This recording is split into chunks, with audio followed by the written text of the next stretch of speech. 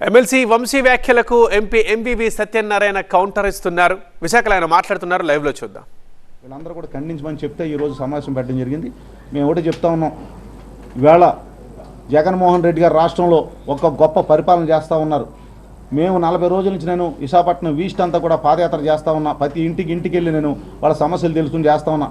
ప్రతి ఒక్కరు కూడా చాలా సంతోషంగా మేము ఈవేళ జగన్మోహన్ రెడ్డి గారి వల్ల 3 పూట్ల భోజనం చేస్తున్నాం, మా పిల్లలు చదువుకుంటున్నారు, మేము అంతా సంతోషంగా ఉన్నాం, మాకు హెల్త్ బాగుంది, ఆరోగ్యం బాగుంది, స్కూళ్ళు బాగున్నాయి అన్నీ అని చెప్తూ ఉంటే చాలా సంతోషంగా ఉంది. 50 కోట్ల రూపాయలతో మా ప్రభుత్వంలో ఈవేళ గౌరవ మేయర్ గారు దయ వల్ల, మా కార్పొరేటర్ దయ వల్ల ప్రతి వార్డులో కూడా అద్భుతమైన సిమెంట్ రోడ్లు, డ్రైన్లు, తార్ రోడ్లు, అద్భుతమైన పార్కులు ఇవాళ డెవలప్ చేశారు. ఏ గతంలో ఎన్నడూ లేని విధంగా ఇవాళ బీచ్ రోడ్లు కానీ మీరు గత 20 సంవత్సరాలు 30 సంవత్సరాల నుంచి కూడా విశాఖపట్నాన్ని చూడండి, ఈ 3 సంవత్సరాలు చూడండి విశాఖపట్నాన్ని. అద్భుతమైన పరిపాలన జరిగింది విశాఖపట్నంలో. అన్ని రోడ్లు అభివృద్ధి చేసాం, అన్ని ప్రాంతాలు అభివృద్ధి చేసాం. ఇవాళ వాటర్ సమస్య లేదు. ఇవాళ గతంలో ఎప్పుడైనా సరే సమ్మర్ వస్తే ట్యాంకర్లు తెచ్చుకోవాల్సిన పరిస్థితి. ఇవాళ ఒక్క రోజు కూడా ఈ 4 సంవత్సరాల 10 నెలల కాలంలో ఒక ఆటో కూడా ఎవరన్నా ఇంటి దగ్గర దింపుకున్న అవసరం కూడా రాకుండా ఇవాళ మంచినీటి సరఫరా కానీ, అదేవిధంగా పవర్ కట్, ఏ రోజు ఒక్క గంట కూడా పవర్ కట్ లేని విధంగా పవర్ కట్ చేశారు. ఇవాళ ఆరోగ్యం కానీ, విద్యుత్ కానీ, వాటర్ కానీ ప్రతి ఒక్క విషయంలోనే అద్భుతమైన పరిపాలన విశాఖపట్నంలో జరుగుతూ ఉంది, రాష్ట్ర వ్యాప్తంగా జరుగుతూ ఉంది. మేము ఒకటి చెప్తా ఉన్నాం, జగన్మోహన్ రెడ్డి గారి పరిపాలన చూసి మాకు ఓట్లేయండి, మమ్మల్ని గెలిపించండి, మేము మీకు పరిపాలనలో భాగమే మీకు సేవ చేస్తామని మేము చెప్తా ఉన్నాం. అవి చూసి మాకు ఓట్లేస్తారు, మేము గెలుస్తామని వాళ్ళకి భయం పట్టుకునే ఈరోజు ఈ రకమైన వ్యవహారాలు చేస్తూ ఉన్నారని కూడా తెలియజేస్తా ఉన్నా.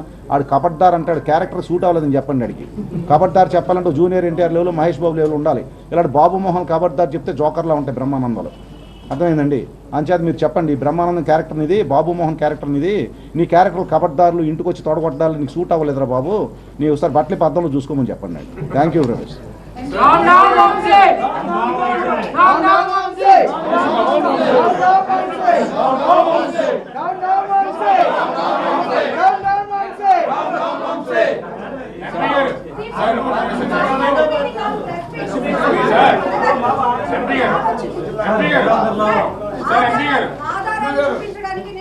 వెలగపూడి విషయానికి వస్తే అతను నా మీద ఏదో నేను భూములు కబ్జాలు చేశానని, ఏదో చేశానని, ఆడు గవర్నమెంట్ వచ్చిన తర్వాత ఏదో నన్ను ఏదో చేస్తానడు. అతనికి నేను మీడియా సమక్షంలో నేను చెప్తా ఉన్నా, అతను ఒకవేళ రాడు, ఒకవేళ వస్తే ఎంటూ ముక్క పీక్కోమని చెప్పండి. ఒక ఇంటికి బొచ్చుతో సమానం నాకు. అతనికి నేను పత్రికా ముఖంగా నేను ఛాలెంజ్ చేస్తా ఉన్నా. అతనికి కాగితాలు ఏమన్నాడు పట్టుకురమ్మనండి. నేనేమి బ్రాందీ సీసాలు, కల్తీ బ్రాందీలు, కల్తీ సారాలు అమ్ముకుని స్థాయికి రాలేదు. నేను ఎన్నో నిర్మాణాలు చేసి ఎంతోమంది వేల మందికి ఉపాధి కల్పించి, ఎంతోమందికి ఇల్లులు ఇచ్చి, వాళ్ళందరూ చల్లని దీవెనలతో ఈరోజు ఈ స్థాయికి మా సంస్థ పనిచేస్తూ ఉంది విశాఖపట్నంలో. అందరు నాయకుల్ని తీసుకొచ్చి ఇక్కడ ప్రశ్న పెట్టారు. అంటే వ్యక్తిగతంగా ఆయన చేసినటువంటి విమర్శలు వ్యక్తిగతంగా మీరు బదిలేవచ్చు, కానీ ఇంత మందిని తీసుకొచ్చి ఎందుకు చేస్తారు? కాదు ఒక మాట అండి, నేను వ్యక్తిగత దోషణలు చేసేంత దిగజారుడు పరిస్థితికి నేను రాలేదు. వ్యక్తిగత దోషణలు చేసేంత దిగజారుడు పరిస్థితికి నేను రాలేదు. అతను ప్రెస్టేషన్లోనే దేంట్లోనూ అతను వ్యక్తిగతంగా దిగిపోయాడు.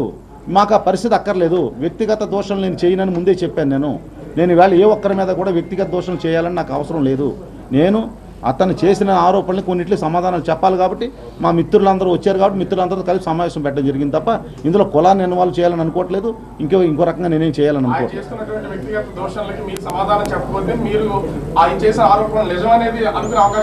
ఏ ఆరోపణ ఏ వ్యక్తిగత ఆరోపణ అంటే అలా కాదండి.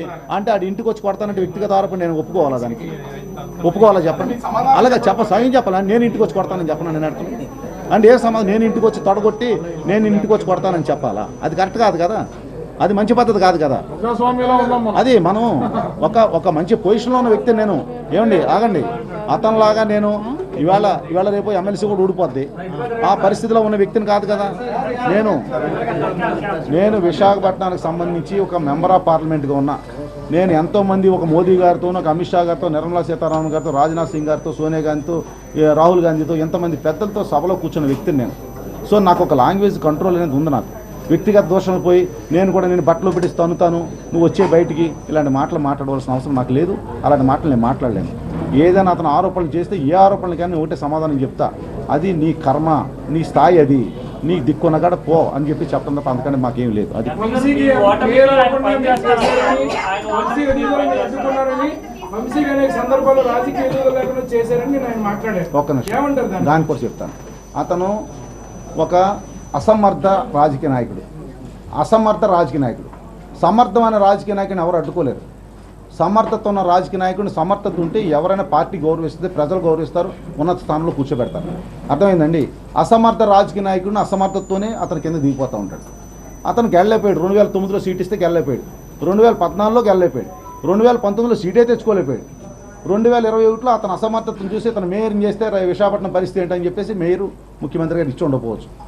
నేను చెప్తే విశాఖపట్నం మేయర్ని డిసైడ్ చేసి ముఖ్యమంత్రి గారు నేను అనుకోవట్లేదు. ఆయనకు ఒక ఆలోచన ఉంటుంది. అక్కడ ఎవరైతే ఒక ఇంటెలిజెన్స్ రిపోర్ట్స్ ఉంటాయి, ఎవరైతే ఏ విధంగా పనిచేస్తారని ఒక రిపోర్ట్స్ ప్రకారం వాళ్ళు డిసిషన్ తీసుకుంటారు. అదేంటంటే అది ఒరిజినల్గా ఒక డైరెక్ట్ ఎలక్షన్ అయితే ఇంకో రకంగా ఉంటుంది. అది కూడా